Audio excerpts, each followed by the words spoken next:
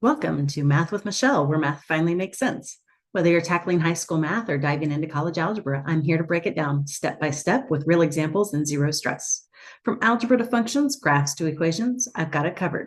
Hit that like button and let's master math together. Welcome to Law of Cosines. Now, Law of Cosines is meant to be for that singular case where Law of Sines is failing us. Once we do our first step with Law of Cosines, then we can move right back to the Law of Sines. So what's going to happen, and you can find the proof of Law of Cosines out there. Probably don't want to do it right now, but if you'd like to, go ahead, drop a comment, and I will make a video about the proof of this. But we know that we have an altitude here.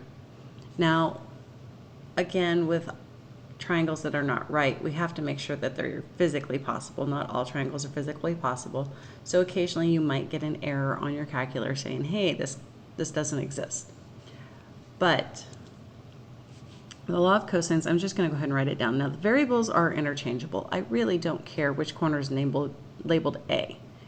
But if you're going to be looking for A, then it's going to start off a squared equals b squared plus c squared minus 2bc multiplied by the cosine of angle A. Or b squared equals a squared plus c squared minus 2ac cosine. And since that's a b, it ends in a b. Or c squared equals a squared plus b squared minus 2ab cosine of c. So what you should notice is that since this is a b and a c, these are b and c's. A and a c, a and c. A and B, A and B. If it starts with an A, it ends with an A. If it starts with a B, it ends with a B. If it starts with a C, it ends with a C. That pattern is all you need to know. The letters just mixed up and interchanged. So yes, you can use a form of Pythagorean theorem and things like that to go ahead and prove this thing out, but it does take a little extra work because when you do your Pythagorean theorem, neither of these triangles use your entire base. So it does take a little extra work just besides Pythagorean theorem. You've got to go ahead and use some trig in there, which may not be your strong suit right now. That's why I'm not putting the proof in it right now. Okay, so as long as you understand that pattern, that's what's important. Again, I don't care what the letters are. I just care that you go for it and you line them up correctly. The pattern is what's important. So I want to find side DE only in this picture.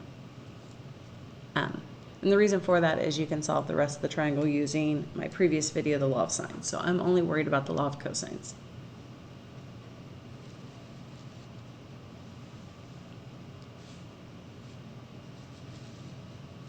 Okay, capital D, capital E, and capital F. 8, 6, 62.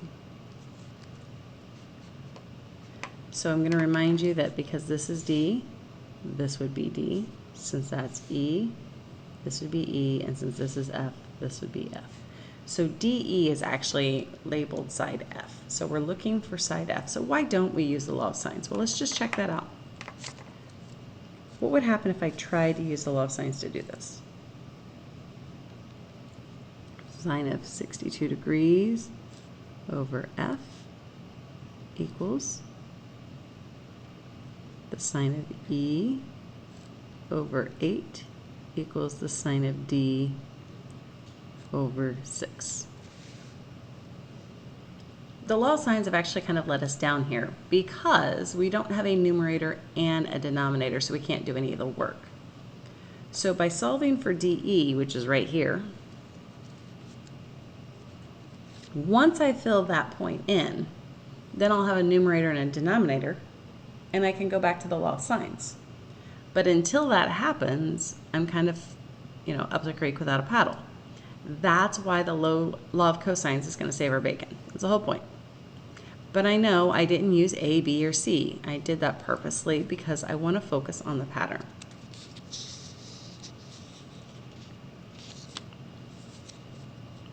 So we're looking for F. So I'm side F, so I'm going to start off F squared.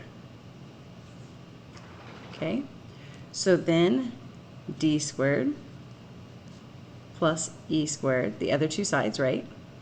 Minus 2 times those numbers multiplied by the cosine of, since we're looking for side F, this has to be angle F, so 62 degrees. Now the beautiful thing about this right now is that there's no variables on the entire right side. So here comes our calculator.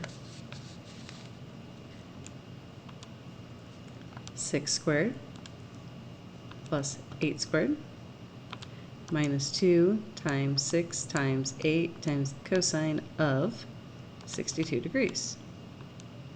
We get 54.93, and I'm going to keep that in my calculator so that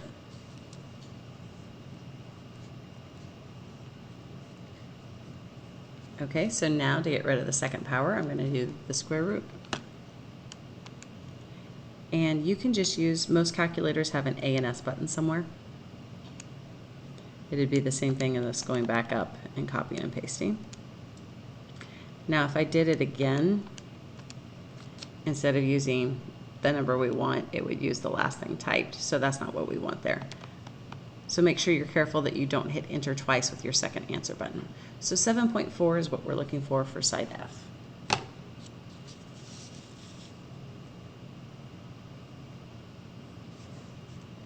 From there, if I were to finish this out, I would go ahead and focus on angle E because I know, no, not angle E, angle D, because I know it has to be the smallest angle. So I always solve from smallest angles to largest angles. So we would be coming over here, I'd be using that first and that last, now that we have F is 7.4.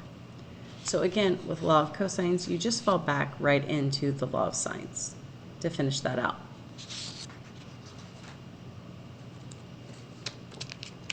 Now, what if I tell you you have side lengths of 3, 4, and 5, and I want you to find your angles.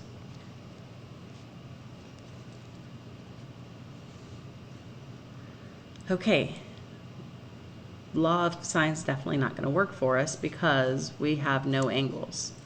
We would have sine of A over 3 equals sine of B over 4 equals sine of C over 5. So when you're doing law of cosines, I don't care if you work smallest to largest, just because cosines has a different behavior than sines. But just to keep the pattern consistent, I am going to work smallest to largest just to keep. So I would go ahead and solve for A first. And law of sines is not helping us. So A squared equals B squared plus C squared minus 2BC cosine. Now, here is where I find students mess up. Okay, this is really, really big. This is all one term. It's all one term. So I'm going to rewrite this problem a little bit as I square it. We know 3 squared is 9. We know 4 squared is 16. We know 5 squared is 25. And we know 2 times 4 is 8 times 5 is 40.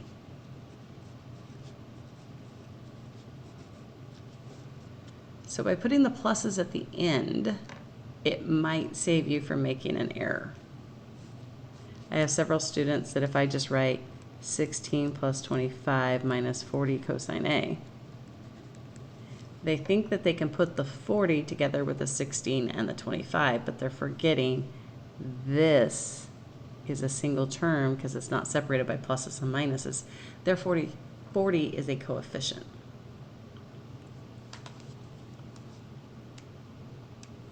All right, so we're going to combine like terms.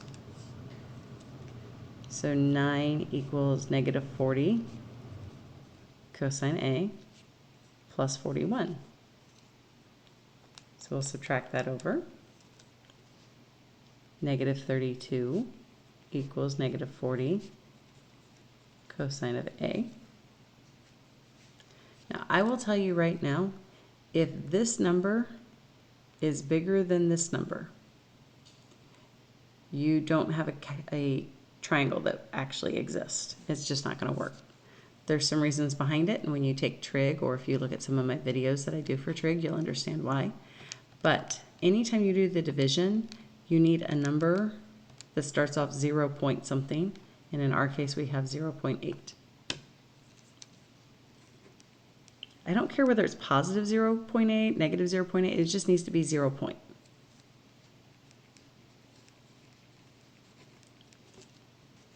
All right, then our next step is to get rid of the word cosine by doing inverse cosine. And that will give us our angle A.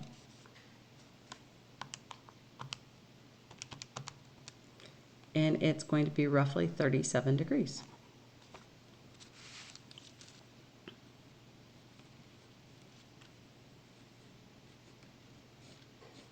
Now that that's filled into the law of sines, you could go back to the law of sines and finish this out and find the remaining two angles.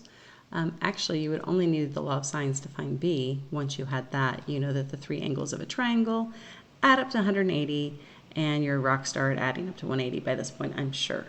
So when you're missing your side length, you'll have everything filled in on the right side.